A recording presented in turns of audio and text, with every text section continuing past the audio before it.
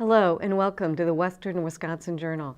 My name is Mary Claire Potter and it's my pleasure to interview the candidates running for Hudson City Council to represent District 4. Today I am joined by Holly Jones. Welcome, Holly. Thank you. Welcome. Thank you so much for being here today. I will just walk through a series of questions, provide time for you to answer them. So first question, tell us about yourself, your qualifications, your background, and for serving as City Council member. Okay. Well, I have been a Hudson City taxpayer for over 20 years. I have raised my 3 children, 2 girls and a boy. They've all graduated from the Hudson School District. My mother actually grew up in Hudson on First Street. So ever since I was little, we would come over on Sundays to see my grandmother, my aunt, my cousins. So I've watched Hudson change since I was very young, so it's been pretty fun. I have a business degree from the University of River Falls. Professionally, I've been a real estate agent for over 20 years. I do sell real estate in both Wisconsin and Minnesota. It gives me a very good insight on what makes people want to come and move to Hudson. I spend a lot of time in the car with them, kind of like a pseudo-ambassador with Hudson's great and all these cool things about us, and they tell me like if they've moved away, why they're moving back. So it's been very interesting to hear all their stories. It's been very fun. So yeah, that's kind of my qualifications, I feel. All right, thank you. So why are you interested in serving on the Hudson City Council? I would really like to be a part of the solutions and at the same time protect the city assets on the decisions that are made on the City Council.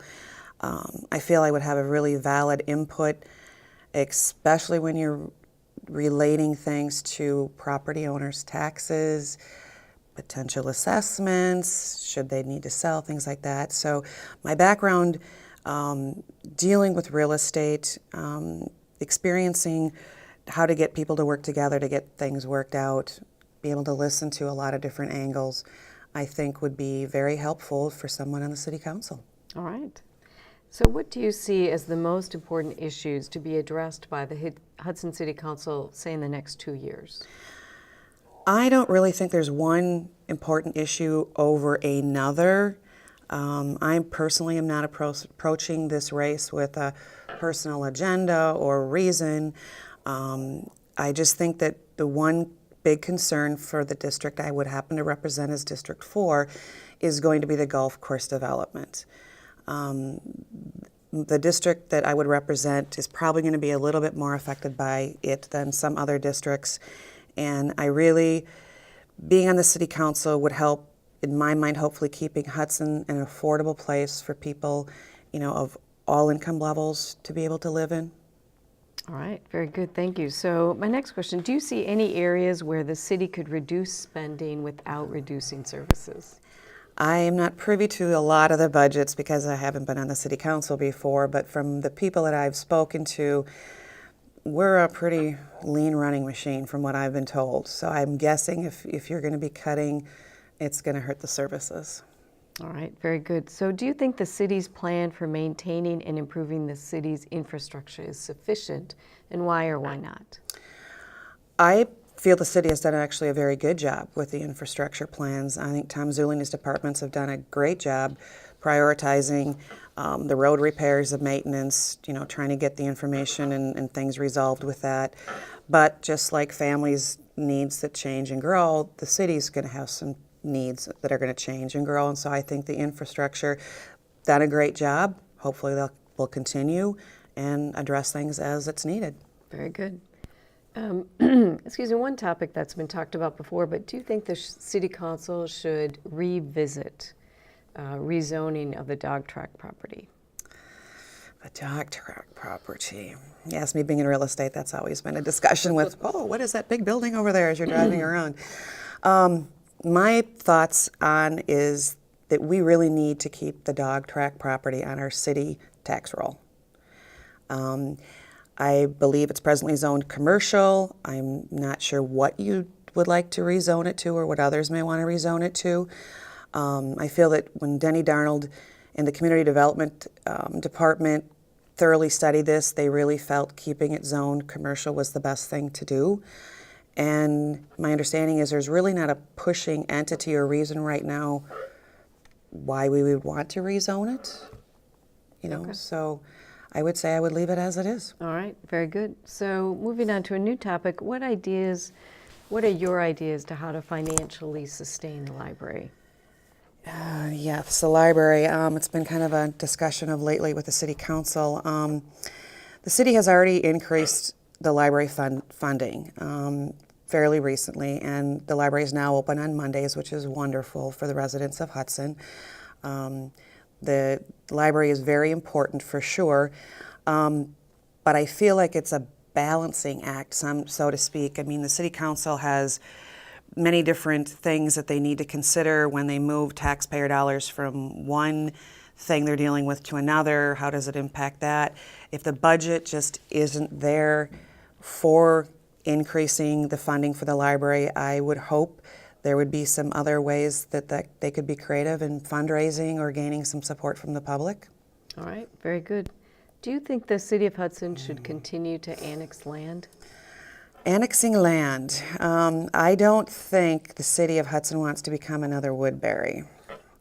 And again, the people that I spend time with that are looking at moving here or moving back here, it's the size. I mean, annexing, depending on what the purpose was for, impacts everything, whether it's our sewer plants, our roads, our schools.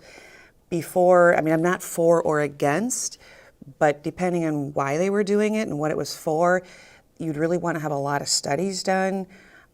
Is it going to be really that good for the city? If it is, then I guess you move forward. If it's not, then no. Okay. What is your position on allowing or limiting more residential and commercial development in Hudson? Excuse me, it kind of comes into the same thing as far as annexing in. We still do have the new residential neighborhood going in by the golf course, and that's been approved, is my understanding. There are still some commercial areas to be built on. So, allowing or limiting, right now I don't think we necessarily need any more at the moment. So again, depending on what the reasonings were, you'd evaluate it at the time and see if it makes sense or not. All right. Mayor Burchell has a suggestion that the council's thinking about changing its special assessment policy to charge some of the cost of paving streets to adjacent properties. What do you think of this idea? Well, I know it's always challenging, to change policies that have been in place for a while. But I personally would not want to put a severe hardship onto a property owner and their family budget by changing that assessment.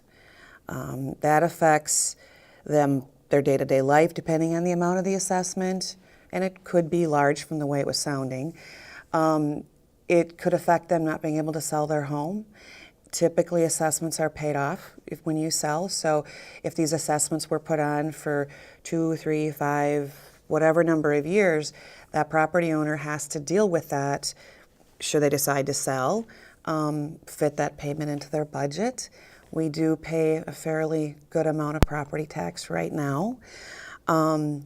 So I wouldn't be for that unless there was some great part of it that I've missed. But the other thing that kind of occurred to me when I was looking at that was I almost felt like we would be penalizing the people that were buying in the older part of town that say had older roads. Versus somebody who might buy in the newer part of town where their roads obviously aren't going to need to be worked on for a while. So does that then kind of penalize the people that are living in Old Hudson? So I'm not so sure I like that whole thought pattern, actually. All right, all right. What other issues do you think the council should address, or anything else that you would like to comment or add on today? I just think that it would be really interesting to see more interaction amongst the council people themselves.